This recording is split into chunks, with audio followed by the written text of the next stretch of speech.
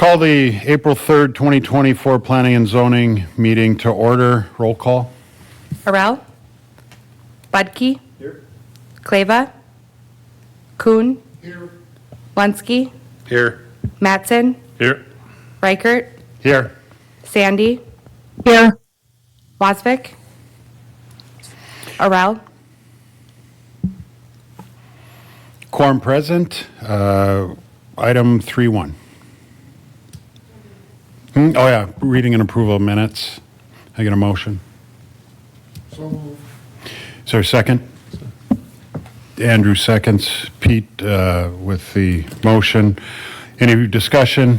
All those in favor say aye. Aye. Opposed, nay. Motion carries. Thank you. Item 3.1.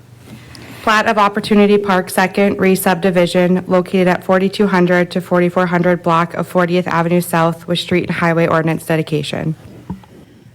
So this would be the final approval of this replat you guys saw last month. Simple replat, extending the lot frontage along South 42nd Street, modifying 40th Avenue South right away to accommodate that.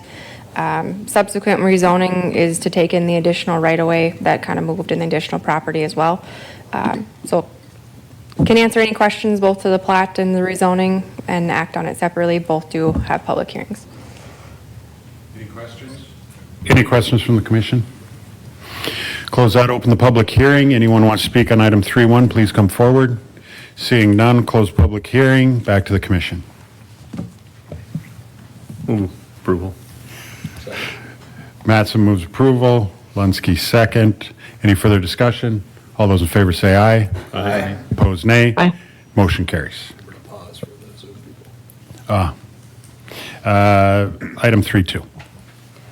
3.2, ordinance to amend zoning map, rezoning from A2 to PUD commercial, B3 and additional uses into Columbia Park West PUD, Amendment 8, located at 4200 block of 40th Avenue South. Same thing, the rezoning would be to extend the commercial, PUD commercial and industrial uses. Thank you. Any questions from the commission? Seeing none, open the public hearing. Anyone that wants to speak to item 3.2, please come forward. Seeing none, back to the commission. Okay, moved by Pete.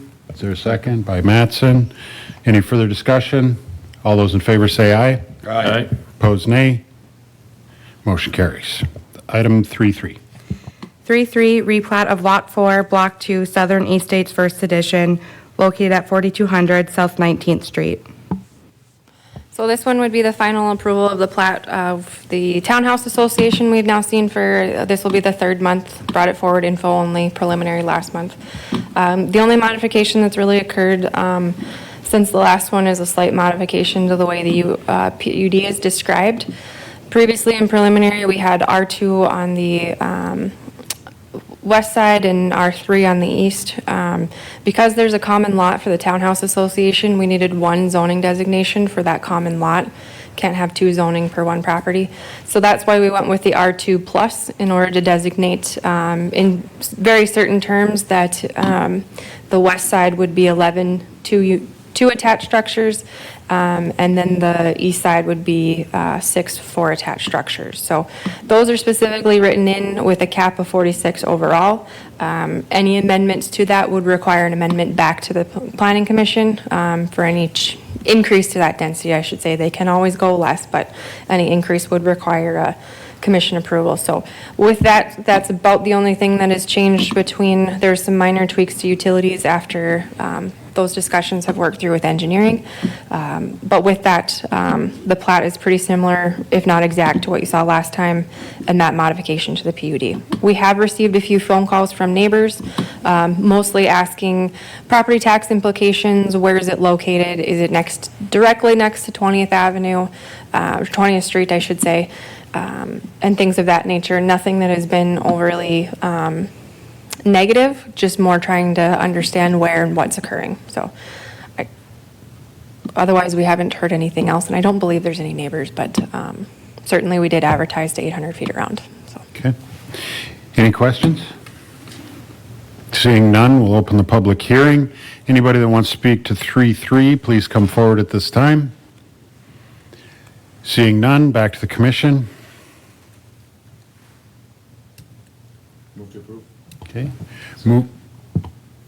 Move to approve from Budke, second from Lunsky. Any further discussion? Seeing none, all those in favor say aye. Aye. Opposed, nay. Motion carries. Thank you. 3-4. 3-4, ordinance to amend zoning map, rezoning from PUD Park School to PUD Single Family Duplex R2 and PUD Multifamily R3 within Southern East States PUD, Amendment 17, located at 4200 South 19th Street. Ms. Edwardson. So again, that would just be the PUD that we've modified for the R2 plus. Can answer any questions you might have. Any questions from the commission? Seeing none, open the public hearing. Anyone want to speak to 3-4, please come forward. Seeing none, back to the commission. Move to approve. Okay, moved by Budke, second by Mattson. Any further discussion? Seeing none, all those in favor say aye. Aye. Opposed, nay. Motion carries. Thank you. Item 4-1. 4-1, plat of Palace Estates First Edition, located at 6500 block of South 20th Street with street and highway ordinance dedication. Good Ms. Grass. evening. So here we have Palace Estates First Edition. This is located within Grand Valley PUD. We'll be adding these 22 lots here to just to the west of that current development. They will be also dedicating right-of-way for Hudson Drive and 67th Avenue South. And then additional to that, they will be adding 5-foot draining easements here, here, and closer to 69th. And the attached ordinance, they'll also have a public meeting for that dedication of parkland as well, but that will be at a later date after approval. Okay, thank you. Any questions from the commission? All right, there is no public hearing on this one, so is there a motion?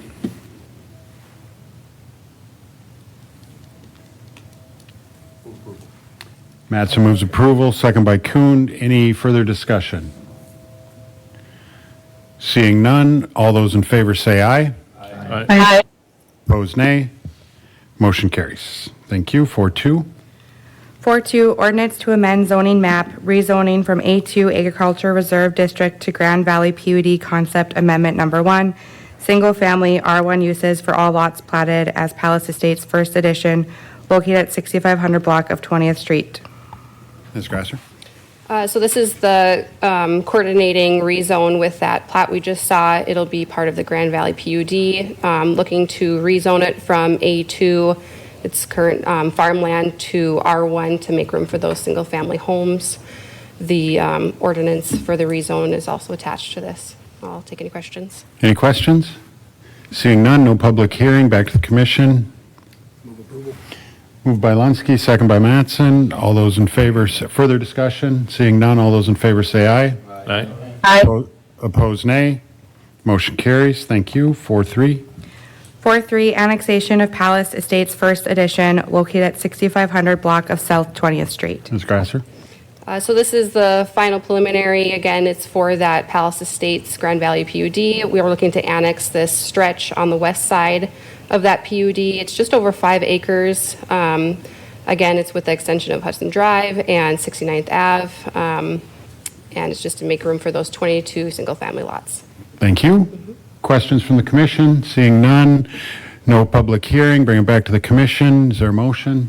Mattson moves, second by Lunsky. Although, further discussion? Yes, Mr. Budke. Just very briefly, I know last month that we had a couple of other annexations, and I expressed that I didn't think that the annexation worksheet quite measures up. So I just wanted to thank staff for taking some time to talk through some of the specifics of that. I still don't know that it's asking the right questions, but at least I have a better understanding of it, and I hopefully you kind of understand better where I was coming with that. So thank you for being generous with your time. That's all. Thanks. Right. Thank you. Any other discussion? Seeing none, we'll move to the vote. All those in favor say aye. Aye. Opposed, nay. Motion carries. Thank you. Item 5-1, housing discussion. Ms. Edwardson. So I'm guessing I'm not going to present this without any comments or feedback from you. I know the rest of the evening's gone pretty smoothly. I might screw that up. But want to have a discussion with you. We've had a unique request come through the office that's an excellent opportunity for us. And the owner of the property, Mr. Mallon, is here, I believe. I haven't actually seen him in person, so hopefully I got that assumption right. Face to a name kind of thing, but 1608 12th Avenue South, Ben Franklin neighborhood, South Washington being the red corridor to your right of your screen, the darker brown being your R4, R2, and then it being the yellow, and then the lighter yellow R1, just to give you some location parameters. Zooming into the block that this property is located on, giving an example of the immediate neighborhood and where it's integrated into. Duplexes are scattered all around. The property has an existing duplex on site, gravel parking in the back. Duplexes scattered throughout the neighborhood as well as single family, so a good combination within the neighborhood, church there as well. The request we've received is to the existing tenants of the duplex, long-term tenants, limited income abilities to take in for a new garage to be built on the property. So the developer or the owners come up with a unique opportunity or suggestion to run by you guys in terms of putting an additional living unit. So that would make it 3 units on the property, which is why we're having the zoning discussion. Max right now for an R2 is 2 existing or whatever. So, but the additional unit would finance the garage project. So it's definitely an interesting concept, and a one unit increment is something that's perked our interest in terms of the staff and looking to see if that's something the commission would entertain as well. You can see the small scale provided in the bottom right. Though there might be some, there certainly could level that height out a little bit with that additional unit in terms of the peak.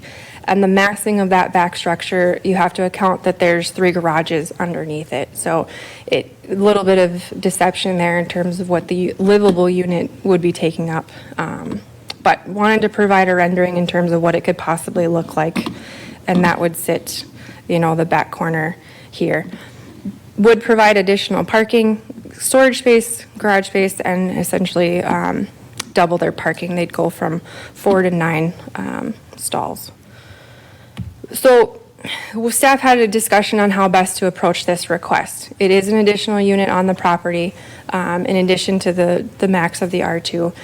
Industry would kind of lean this towards accessory dwelling units in terms of being an additional unit above a garage. Other ways to think of the accessory dwelling is the basement unit conversions, the upper levels, detached above garage conversions, all sorts of things. AARP does a really great job of advocating for ADUs and these type of missing middle units in general, with the thought of it being just an additional unit on the property for the mother-in-law, for whatever.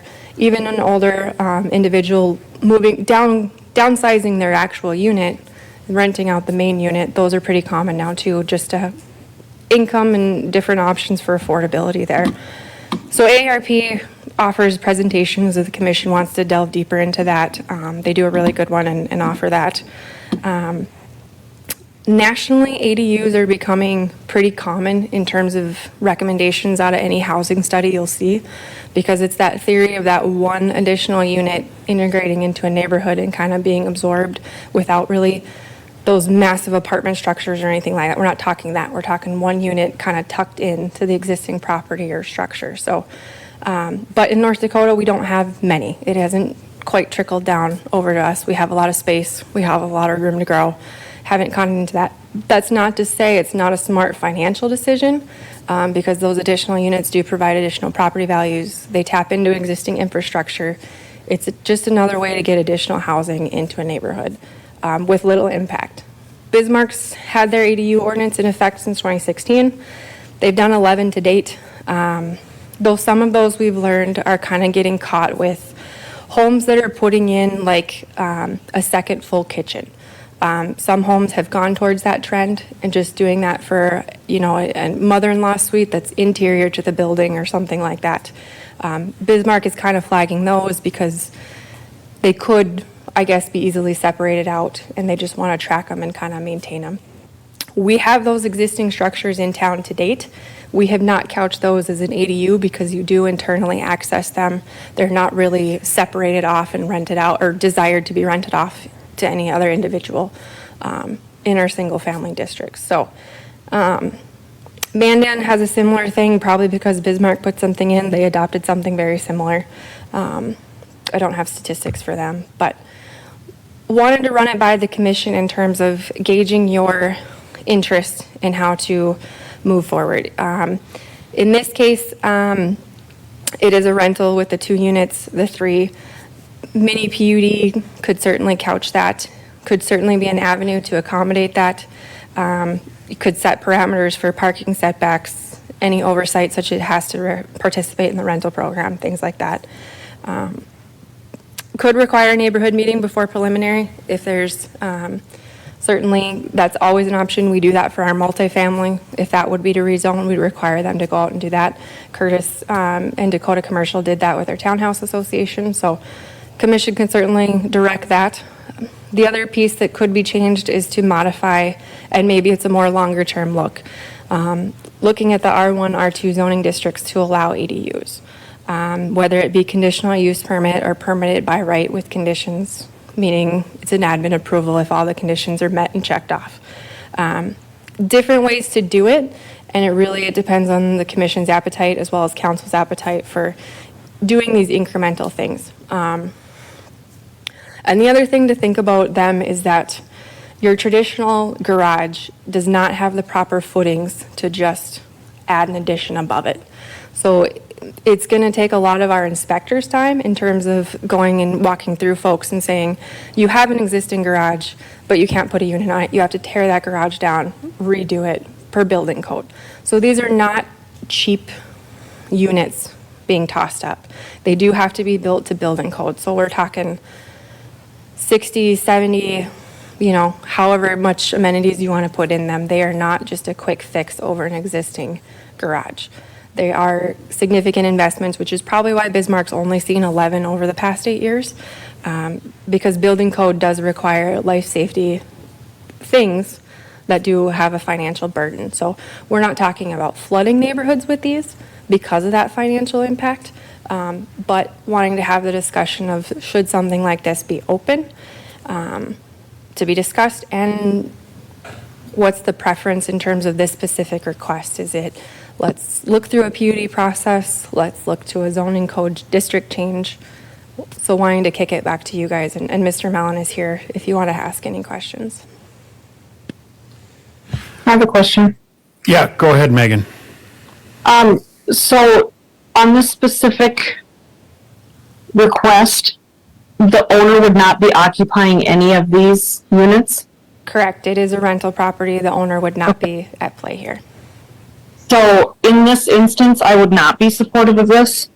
I think that in most communities, these are used as like a relative is living in it. I think that in Grand Forks, we have an enormous number of rental properties, and the council has actually just recently been talking about managing the rental properties. And so I don't feel like we should even begin trying to make it more affordable for a landlord to increase the density in a neighborhood where that doesn't belong. I would be happy to discuss these units. I think that we did approve one a couple of years ago, maybe. Ryan, maybe you remember. Well, maybe in an ag district? I don't recall, other than it was going to be sort of like a mother-in-law type thing. And to me, that is completely different if a homeowner wants to add something for a relative versus something for an income property in the neighborhood. So that's just my take, but I think it's slippery slope if we start bending the rules so that landlords can increase their profits. To me, that's what I'm going to struggle with most on this request. Okay. Thank you, Megan. Any other comments? Mr. Budke? Yeah. So there's a lot about this that I really like. The point about like landlords making profits, I guess, is interesting to me because, Andrea, I believe you said, this is an existing rental property. It's never been, well, maybe never. It's not owner occupied now, but that they've found a way to like add an amenity to for those existing residents while also increasing the property value, which will also therefore increase the tax value or the tax revenue from this property. So I guess this seems to be, a win in just about every measure from what I'm hearing. Yes, I mean, even if they're owner occupied, right, that like one of the benefits of ADU is that at least nationally what they tout is, to Megan's concern, it is an income property. It offers the homeowner a way to supplement income, like AARP advocates that if you're a senior, it's a way for you to supplement your fixed income in a different way. And so I understand Ms. Sandy's little concern about that. We do certainly hear pressures, specifically in the university neighborhood. We know those exist. So maybe this doesn't fit there. Maybe it's a different, there can certainly be multiple conditions put on each individual zoning district if R1s have to be owner occupied, but R2s can be rentals. But that still doesn't, I mean, Ms. Sandy still has that rental concern, which is still valid. We are a college town. We do have significant rentals. So I do understand that aspect as well. And so part of this is gauging where to find that. If there is a happy medium, where is it? And kind of what direction or conditions. The ADUs, in this instance, this specific request doesn't fall to a traditional ADU in terms of kind of like Ms. Sandy said, being owner occupied and going to that route. It's different given that it is a rental duplex. But it's an interesting way to finance the garage, like you had certainly brought. So definitely wanted to entertain it. But if there's concerns and issues, then that's why we're here tonight. Yeah, I'll just add, I mean, I think that the idea of, just thinking about like the wins that come with this scenario, right? Like I don't know the pro forma or anything like that, right? But presumably there's minimal impact on like the rents that the existing renters would pay, but they get an amenity. It also adds a housing unit, and in a format that we don't have a lot of in this community. Like I mentioned before, it increases the property value. And I think maybe if there's a concern about a slippery slope, okay, fair enough. I think what's so compelling about this, though, is just the incremental nature of it. I think people, you invoked the University Avenue neighborhood before, right? I know that there's like a major concern in that neighborhood particular because of just the dynamics of the supply and demand. But I think where a lot of people get scared with concepts like this, whether we call it an ADU or like a micro PUD, is just that it's so sudden and so abrupt, the change. And I think what we're seeing here is you've got a neighborhood which already has a mix of different housing formats and types, different like forms and orientations, and now we're just like that image that you're seeing there in the corner, like that seems to fit in quite well with the context. Like it's not a sudden abrupt change where suddenly there's a 4/1 apartment block next to this neighborhood that you've always known, or sort of plopped down. So I find the like incremental nature of this as compelling as anything. Not only do we get all of these wins, but we're doing it in a way that is in my mind, a very light touch that, frankly, from a lot of the people in surrounding neighborhoods, probably wouldn't even notice. I really suspect it would be that subtle. So I am on board with this idea. I guess I'm kind of agnostic as to which form is or which route is the best. I noticed on the other slide, Andrea, you had that that they have a preferred method. I am very interested. I think we should get to yes on this. And so I guess if there's a space to explore other routes, great, but this seems to be ready to go, and I would support the mini PUD. I have another question real quick. If we say yes, which I've already given my thoughts and I wouldn't say yes to this, but how do we not say yes then to others? How are we going to pick and choose who gets to do this and who doesn't get to do this? If this landlord gets to do it, then does Oxford get to do it on all of their rentals? Or how do we decide who gets that benefit of being able to make extra rental income, and how do we pick which neighborhood is going to be more dense? And then ultimately also I'd like to know about the infrastructure, and if we assume that this is going to be something that's okay and we aren't going to be picking winners and losers, and so anyone can apply for this, and if there's room for it, how are we going to say no? Can the water and the sewer and all of those things in the neighborhoods that aren't zoned for more density, can they handle this? Those are very legitimate questions that Al's probably wondering why I didn't ask before having this discussion as well. But my intent here is to get your direction of whether even you're interested in this topic. And so those are questions we do need to come back and would intend to answer before we brought something forward for preliminary. You know, if it's the mini PUD, we would try to facilitate that discussion, but I agree it should be an equity thing. We would try to address those things in terms of how best to bring something forward that would be at least attempt to accommodate more. I think there might be a very real thought to maybe significantly limiting what could happen in the university district. We certainly have, like our corridor overlay district, we have a set parameter of where that applies, right? And where it's allowed and where it takes effect. You can write your zoning codes to say this is allowed only here or excluding there.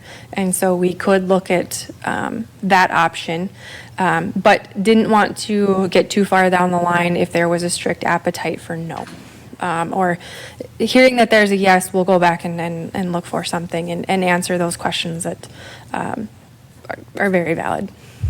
And I'll just, before I get to Mr. Mattson, one of the things that the way that I've been thinking about this is not our decision to make. This will be city council, so they will have to amend the code one way or the other, whether they allow conditional uses or whether they want to do a PUD. And they're the elected officials. They get to make sort of the call. But I think what we should really think about here is giving them ideas and ways to think about this. I mean, as we are the Planning and Zoning Commission, I think hopefully they look to us for a little bit of what are the possible pitfalls, what are the things they should be thinking about as they go forward and look at it. And I mean, first of all, I don't want to be the one that says we can't have Fonzie's suite above the garage. I don't want that headline, but I differ a little bit. I don't like the mini PUD because I don't want to see a bunch of little spots here and there. One block has 3 mini PUDs on it, and we don't know what they say. And I think if you move into it, especially an older existing neighborhood, you should have an idea of what the whole neighborhood's going to look like. You don't have to look at every spot. And then a conditional use, if we just do a conditional use, then we get to look at them certainly as a baby step in the beginning and start deciding, you know, as we see the more different scenarios. And then I built it, when I moved to town, I had a house on 2nd and Chestnut, and I built a garage mahal in the back of it. And I was looking at putting this exact type of thing up there more as like a man cave. And to your point that it's expensive, I ended up not doing it because to put in plumbing, you got to put in full footings. You've got to be dig down to where the sewer line is, which is like, I don't know, 10 feet. And so these are not just things that people are going to start slapping up and do it. They're going to be nice structures that people have put time and money into, I think, if they do it. Just something to think about. Mr. Mattson. Yeah, I guess my couple questions on it. The existing units, how many bedroom are those? And then I'm assuming this is being proposed as a 1-bedroom, and a lot of that in my mind just goes back to parking. You know, you have if you end up with a couple two-bedroom units and a couple two-bedroom units upstairs, we're showing, 3 spots here and 3 garages, but if these are 2 bedrooms, those types of things, I would be more in favor of limiting some of those things based on parking, based on the infrastructure that's in place. So I guess maybe for this specific one, I'd like to just know what we're looking at there. Yeah, I don't know, could you answer that? 2 bedrooms in each unit in the existing duplex, and then the one would be one. Brady, do you want to come up to, just so we can get it recorded? Yeah, Brady, come on up, give us your name and address. So it's Brady Melland, and I live at 513 Evergreen Drive. All right, thank you. Yeah, so there's two two-bedroom units in the duplex, and then the new one would have 1 bedroom. For a 3-stall garage, there'd be quite a bit of space. Maybe we put a study or something, but it wouldn't be meant for any more than 1 person or a couple. As for parking, there's actually 3 garage stalls, and then there's 3 spaces above the driveways. So you have a space in each garage stall, plus, even though it doesn't count in multifamily, a tandem spot in front of the garage, which is 20 feet deep and 10 feet wide. So in practice, you would have up to 9 cars up in here, and I think we can all agree that there's very, very unlikely to have a situation in which there are 9 cars parked here. Currently, there's 1 tenant in each unit, and they each have 1 car. So if 1 person or even a couple moved into the new ADU, let's say there's 2 cars there, well, then you'd have 4 cars on the property, and there's space for 9 cars in off-street. And then on the street, there is parking allowed there, and very few people use the street for parking currently. So if they have a friend over, and there were, for some reason, all 9 spaces filled, there would be space on the street as well.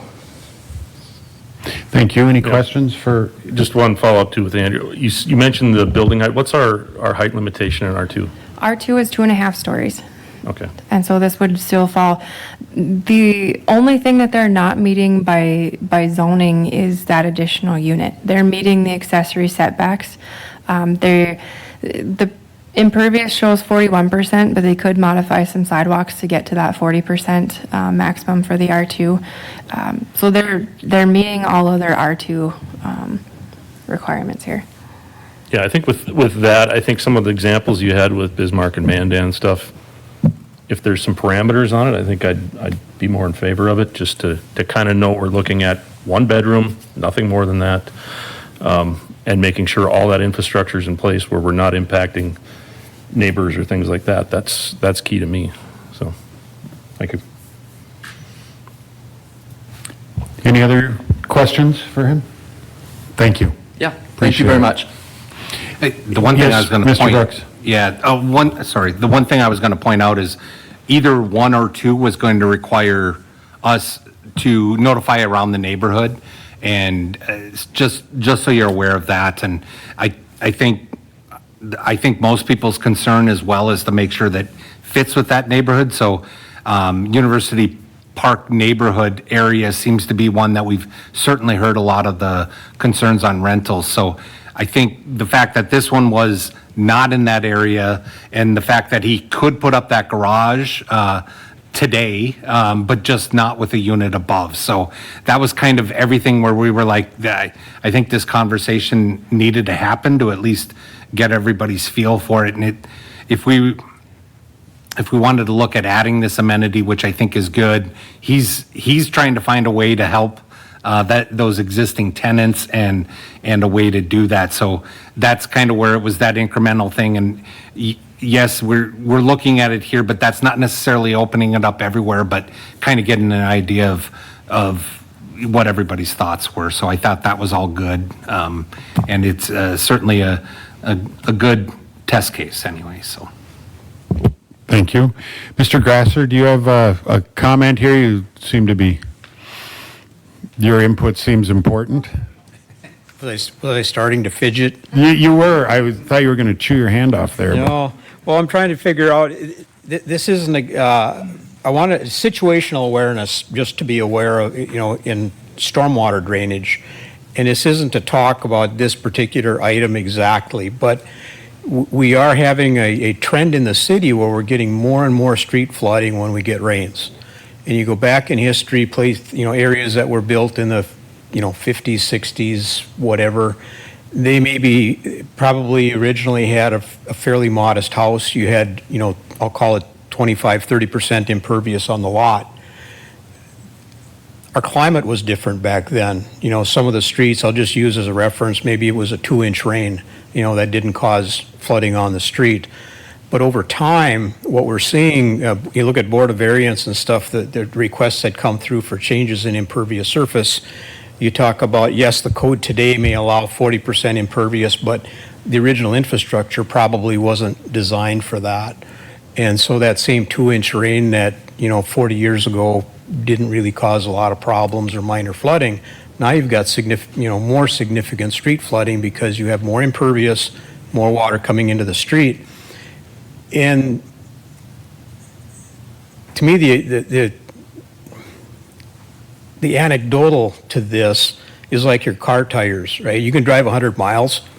You can't identify a problem or a wear and tear on that tire, right? But you do that for 50,000 and all of a sudden your tread is gone. And that's what this is. That's what makes it really, really difficult to I'm not trying to speak against it per se, but there's a lot of cumulative things that are increasing street flooding. We just need to understand we're going to be accepting some incremental level of change in that.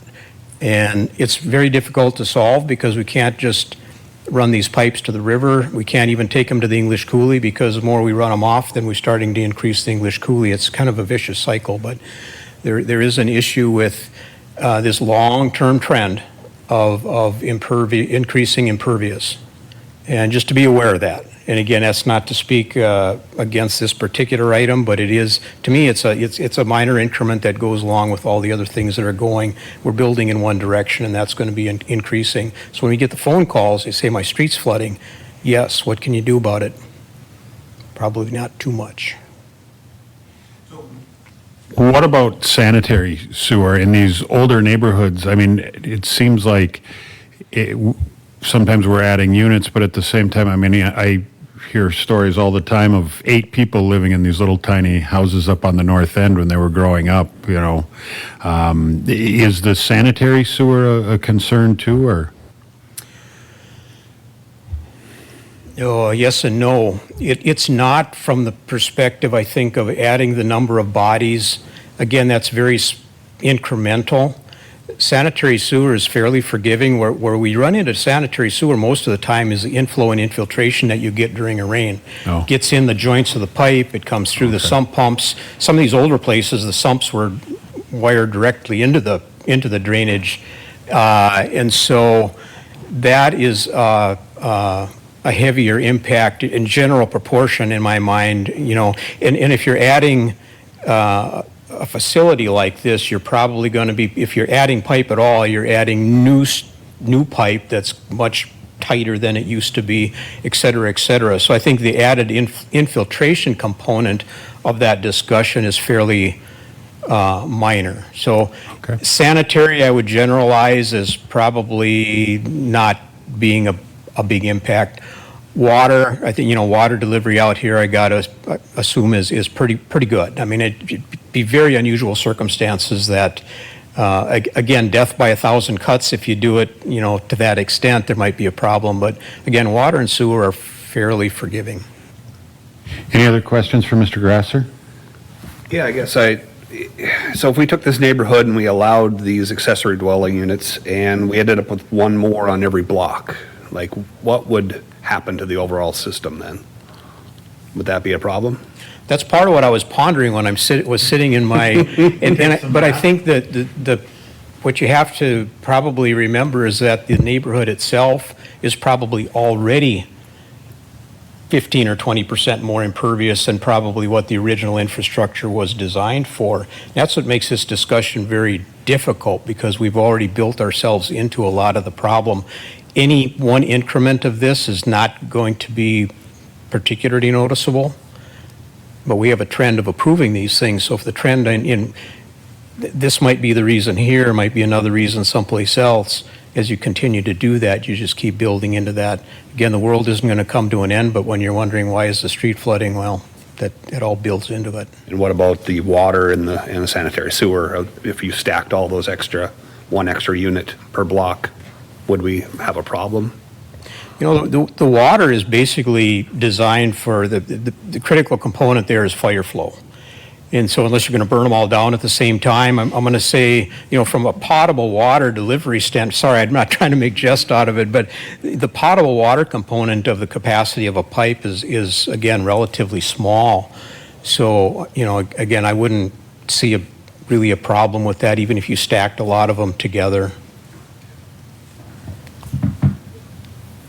Any other questions for Mr. Grasser? The only thing I'll add to that, and it's a little bit of a pushback on that, is that the property owner could put the garage on site today without the livable unit, and we would still have that impervious issue. So overall, the zoning code says they can build to 40%. As a city, we have that impervious and storm system concern to address long-term. However, and while it is a concern, then we should really be stopping and evaluating any addition to a property, any expansion of an existing garage, any new garage in that regard. So just to kind of clarify or expand on Al's point of it's not just an ADU that's triggering the impervious, it's any additional impervious. So, And I would assume some people are going to tear down an existing garage They would and build have a to. new one with the unit above it. correct. In a duplex, we traditionally see 2 double-stall garages for each unit, or a double-stall garage for each unit, and they're proposing a single stall for here. So in terms of market trends, this is probably smaller in the garages offered for market, and they're meeting the accessory requirements for garages and setbacks. So whether the livable unit is permitted or not, the garage by zoning code still might have an impact to our storm system and related things, but by our zoning code, they would be meeting requirements. Just a random thought based on that. I mean, obviously, we require, I think, we require parking spots to be impervious, don't we? Correct. And I know years, I mean, we were having all that crushed gravel, all those conversations a while back. Just long-term, Al, with what you're seeing, does it make sense at all to start allowing more of that on these properties to help out the storm sewer problem, just to completely go on a different subject? Aggregate, technically, from a stormwater standpoint, is an impervious surface, so whether it's concrete or asphalt or gravel. Arguably, gravel has got a little more infiltration capacity than some of the others, but generally in the stormwater world, it's considered, runoff. And again, I wanted to repeat, that's why I was trying to figure out how to couch this. This is just an informational item. This is not speaking against something. It's to have a general awareness of trends as we're doing longer range planning.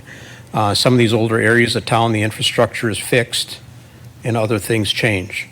And again, it's more of an awareness. We're dealing with that, in the newer areas of town. Some of the things we're looking at is we're seeing the trends, right? How do we design our sanitary sewers and our lift stations for the future? We're seeing more and more density, driving more and more of that.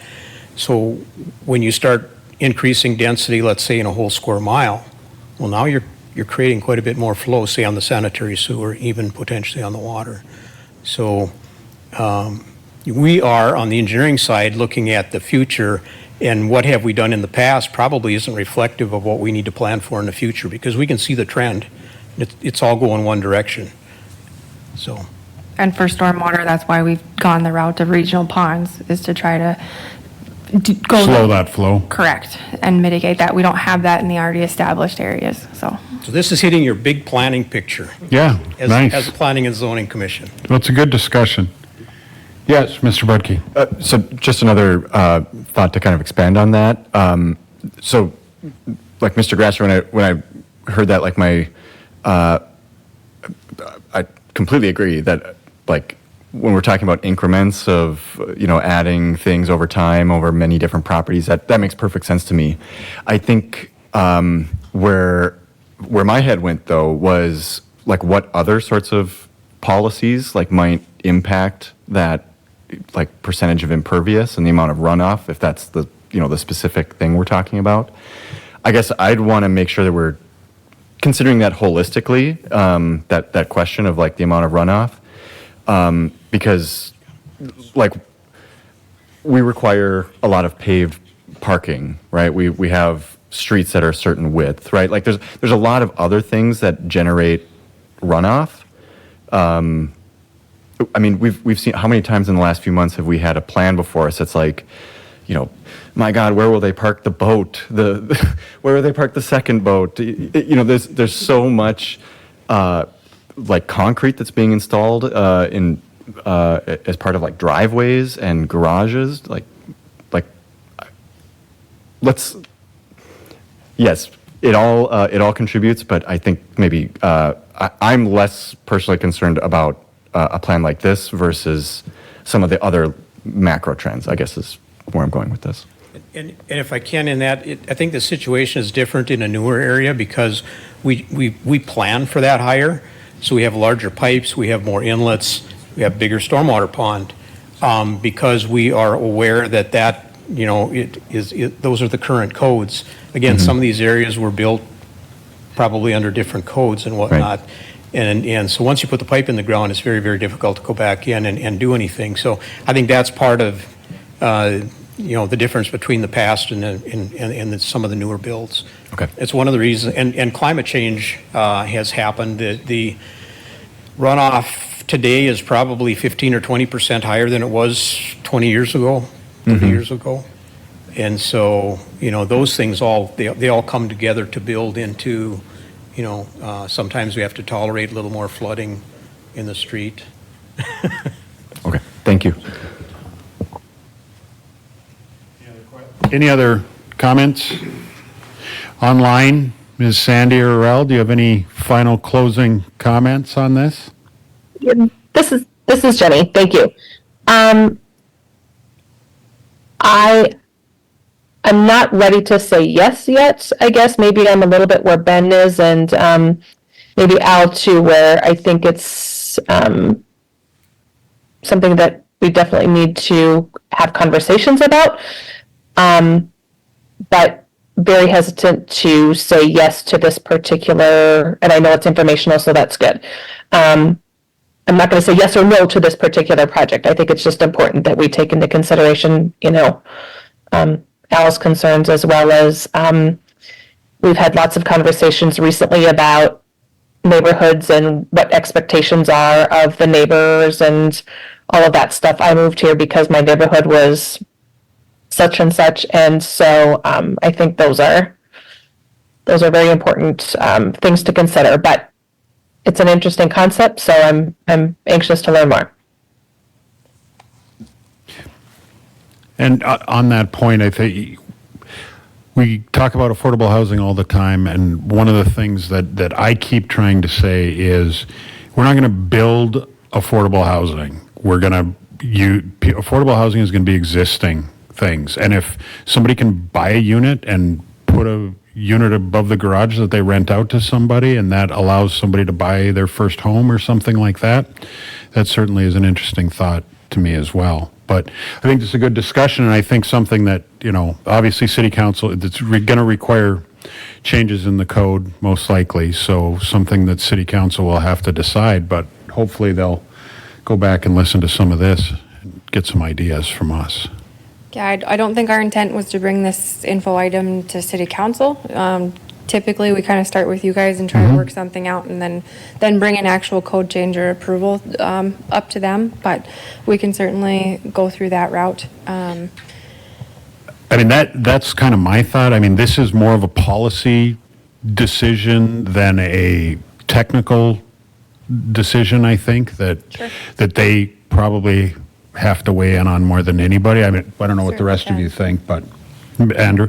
Yeah, just, you mentioned policy, right? I'm thinking about this item and maybe compare contrast with some other items that have been in front of us, right? Like we talk about adding housing supply, right? Any new construction is probably not affordable, right? Unless it's explicitly subsidized.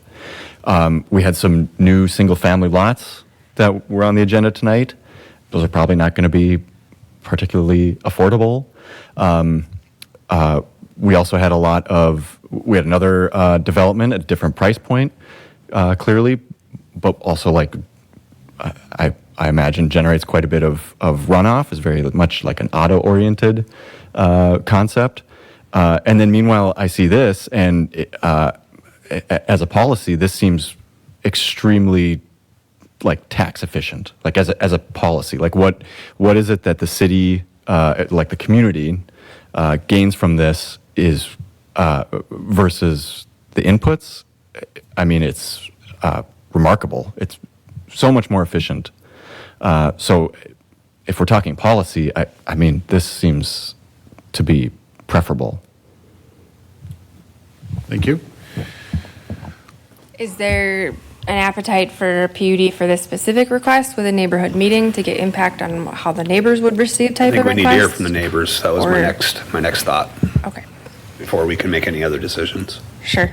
And we can't do it by conditional use at this point? It's not allowed Correct. even We under would conditional? have to, it would be a 2-month process to change the zoning code, and then they could apply. We have done in the past where when we've added a conditional use permit to the zoning code, the same meeting has a request to use the code you've just approved or whatever, right? So we have done that in the past, but, so looking for kind of that direction in terms of if a PUD for this request, if there's, the laundry list is all kind of written out for you in preliminary, is there an appetite for that? Or should we be kind of looking down the code change route? Either way, I think a neighborhood meeting's necessary, but. I feel like this should go to city council before it actually goes for a neighborhood meeting, because Okay. I know that they I think it was within the last month, had a conversation about how to manage rental properties. And so it seems that we should get their feel for this prior to getting the neighbors concerned. We could certainly do that. The committee of the whole meeting might be the best opportunity, given that's their kind of discussion meeting agenda. So we'll talk to administration to try to see if that can get on the agenda, or how quickly it could get on the agenda, and go from there.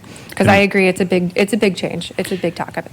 And for me, I mean, just so that they know, I would be in favor of this. I would not be in favor of the PUD, though. I think we should have a code change and a conditional use permit if we do it. I don't know if I think it's instructive if anyone else wants to make a comment on what their initial thoughts would be. This is Jenny again. I also agree with Megan. I think it needs to go to city council first. Okay. I'll just add that for the reasons I've already stated, like I think this is worth testing. It sounds like it's ready to go. So I'm open to whatever vehicle. But like I said before, I think this is definitely an idea worth testing. Okay. I just got to make sure that we keep it, like, if we're going to allow this, can we allow it to a certain neighborhood at a time, or how do we allow that to happen? You certainly can unroll it in a different fashion like that. I mean, like I said, you could exclude certain neighborhoods if whatnot. It does get a bit tricky if you viable reason for excluding one versus the other, right? Because then you're picking and choosing, and why them and not me, and why do they get to be excluded but I'm not, and things like that. And so certainly those will still come up, and may still come up from neighbors in areas looking to do it, right? It still might be not something that's concerned to them. People have very, and rightly so, thoughts of what their neighborhood is to them. And so even an additional ADU or an additional increment could certainly not be favored up against the neighborhood. So we can explore that and certainly get feedback from council and the committee of the whole in terms of their direction and support and concerns. And certainly we have a laundry list of things to talk about staff with and that sort of thing too, so. Jamie, do you have a thought, PUD or code change if it were to happen? I got to think about that. Okay. Mr. Mattson, you thought on which way or how you're leaning here? Yeah, I'd probably look to have the code change, I guess would be my thought, and just put the boundaries on it. And Ms. Kleva, your thoughts on this? I do have a question. It was brought up earlier about a mother-in-law suite. If Yep. someone was trying to do that right now, would that be allowed? So if they're in an R2 and say they're a single-family home, and so they only have one unit on the property, yes, they could add an additional unit right now, because then they'd have a max of 2 on site, right? But if they're in an R1 and they have their single-family home, no, they would not. They would not be able to have that additional unit. They're capped at that 1 unit in an R1. So what we're suggesting is that those R1 1-unit maxes now be allowed to go to 2. Those R2 2 maxes get to go to 3, is what we're considering. So if I have a 5,000 square foot house with tons of bathrooms and tons of bedrooms, and then I put a wet bar in with a dishwasher and maybe a warming something, do I now have an auxiliary unit in there, or? It does get, in a way, yes. You know, you have to, you think about it. Brian's as- shaking his head. It's the separation between the units, right? Yeah. And so some. Well, I depends assume on- I'm gonna have a door somewhere in there. There's That plenty would be an that official separation, you know? do. Yep. Truly, an ADU typically is, it has an external door. It doesn't interact with the main structure or the main house, right? So, you know, I've seen some floor plans where it comes into the garage and then it goes into the house and splits off to the main unit and splits off to the basement unit. Basement unit has a full kitchen, bedroom, bath, whatever, right? But because it's entering into that mudroom and there's that common space, we as Grand Forks have not considered those ADUs to date. The only thing separating is that unit going out to the exterior or something like that. You know, if there's a door out of the basement, however it is, stairwell coming up or whatever, it could be separated. But the fact that it's not, we've said, mom's living down there, son's living down there while I goes to college. You're not renting it in that regard, so. Just to follow up then, so if someone builds a mother-in-law suite in an R2, does anything prevent them from converting that to rental when mother-in-law dies? No, you can rent out a unit in an R2 and if in terms of a duplex. So I mean, you certainly could, you know, live in one unit, rent the other out. You could rent both of them out. It would just need to be built to building code. Most of the catches for our R2s now that have single families is their existing garages can't support the utilities like Mr. Reichert talked about earlier. And so they would need to tear down their garage and rebuild it to be able to meet building code to make it a safe, livable unit. And this particular property here, what is the current impervious surface of it, do you know? I do not. Yeah. I would, Because I'm thinking we're not looking at a huge change here. no, So- I don't know that it would. I know with all the improvements, they're showing 41%. So I mean, with the garage and the extra parking, maybe they're at 25%. I would That's be- Jamestown math though, so take that. Can I say something? Yeah, go I ahead. think, Why don't you come up to the mic? oh, sure. Give us your name and address, please. I'm Scott Melland, I'm Brady's dad, and I've been in, Down the front. yeah. He is. Do you live in the mother-in-law suite at his house now? I probably would if he built it.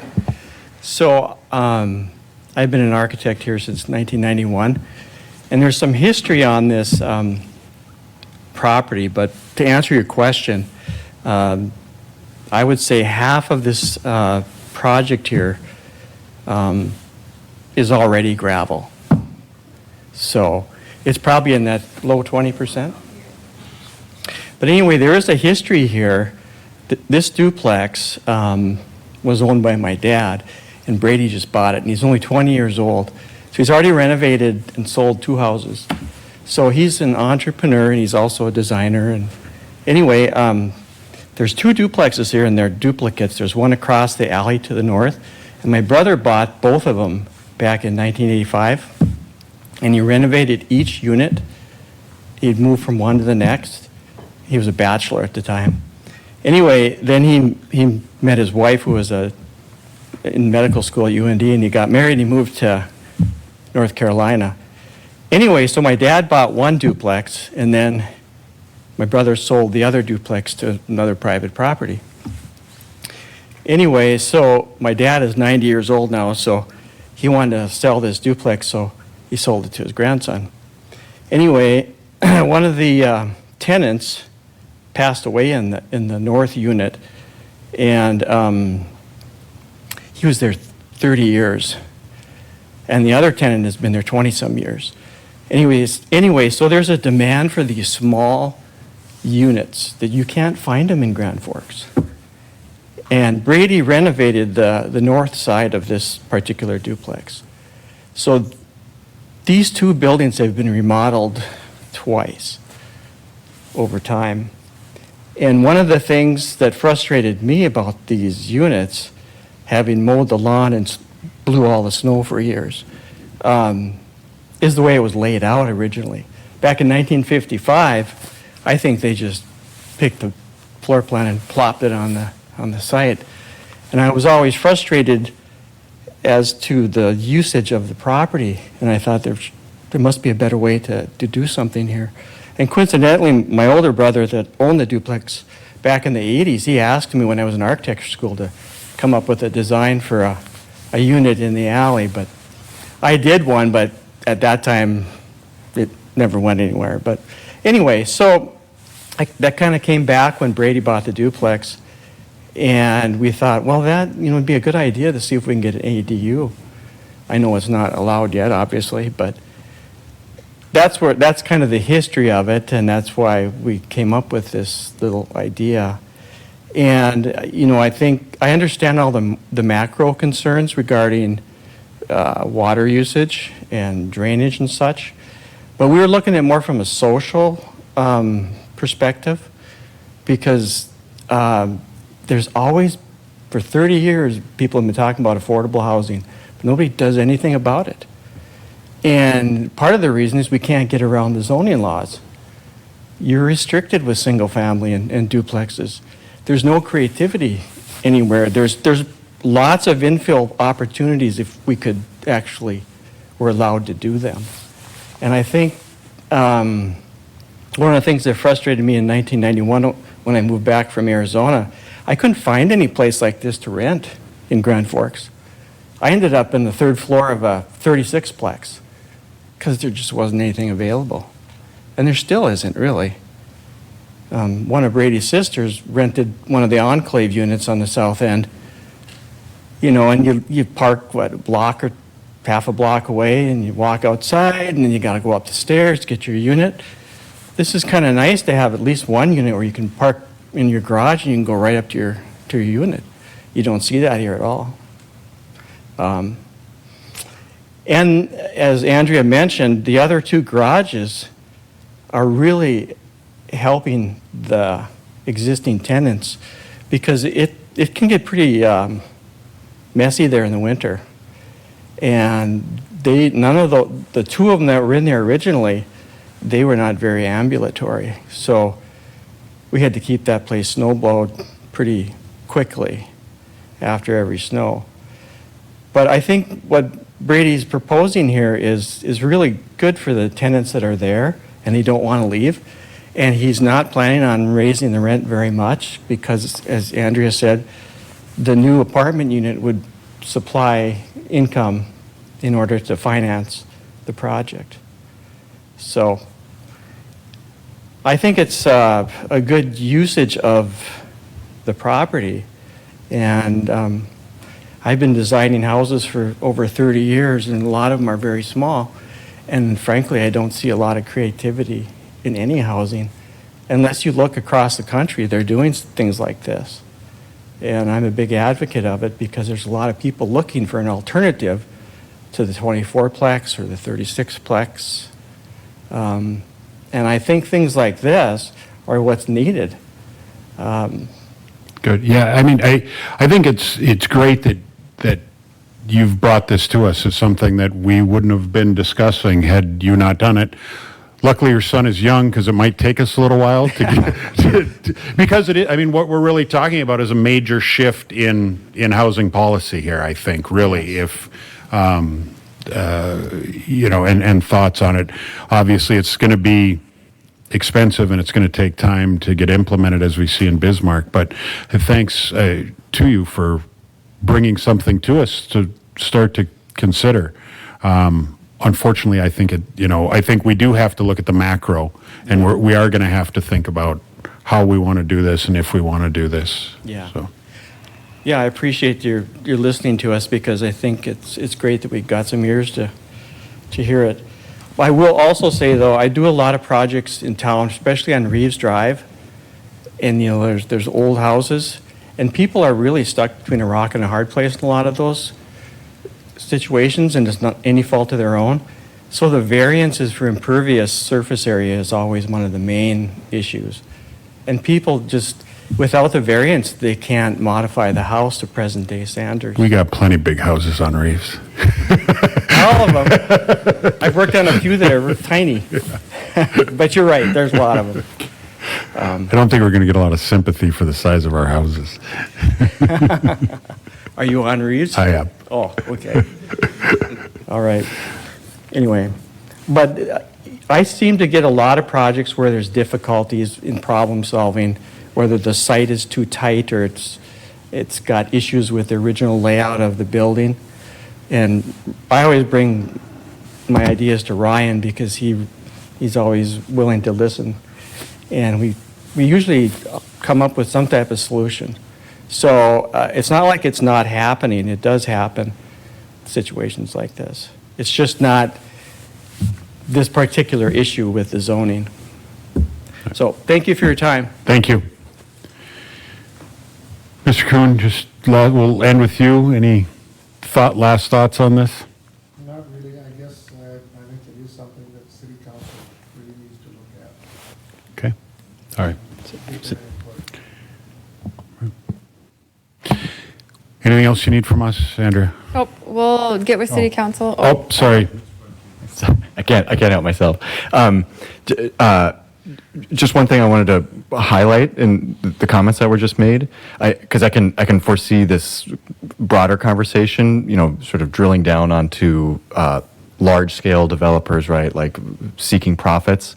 But I mean, here's a case study of, again, like a very incremental type development that is building wealth at a small scale locally, like at the scale of like a family.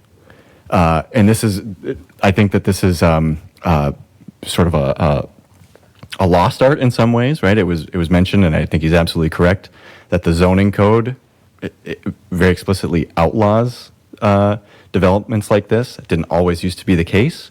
It used to be quite common to have mother-in-law flats, right? Borders, things like that, ways to supplement income, finance additions or improvements to the property. Like these are not outlandish things, and they can work at a small scale. So let's not lose sight of that in the broader conversation. All right, good discussion. Andrea? Well, we appreciate the feedback and the thoughts and the openness to consider it. We'll get with city council and relay not only your concerns, but some of the different things talked about tonight between now's infrastructure and some other things. So we will be back with more. All right, thank you. Monthly update? Surprise, Sierra. Ms. Johnson? I will give a quick monthly update. So since last month, we have approved the Senior Center Drive-Thru Edition, which is actually using CDBG dollars also, and then the McDonald's, Mac Shop condos, and a new Xcel Energy building. Under review, we have Blue Star Tenant Building and an EERC Materials Exploration Facility. Since the last update, we've also done an admin approval for landscaping variances for the Bears Home Solutions shop.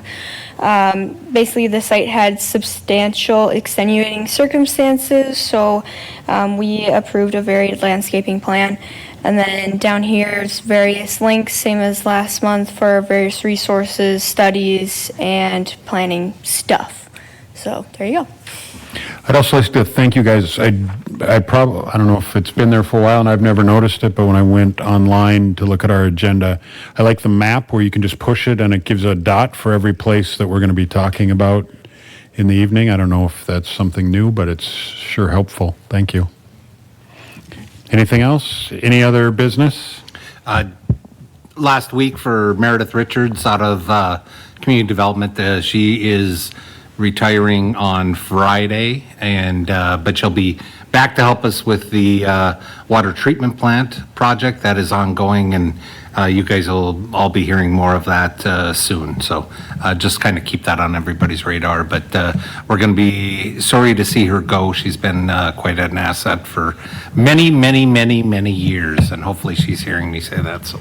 And we picked a firm yesterday to do the, to look at, so. Yeah, that'll be coming up, I want to say Monday at the Committee of the Whole. All right.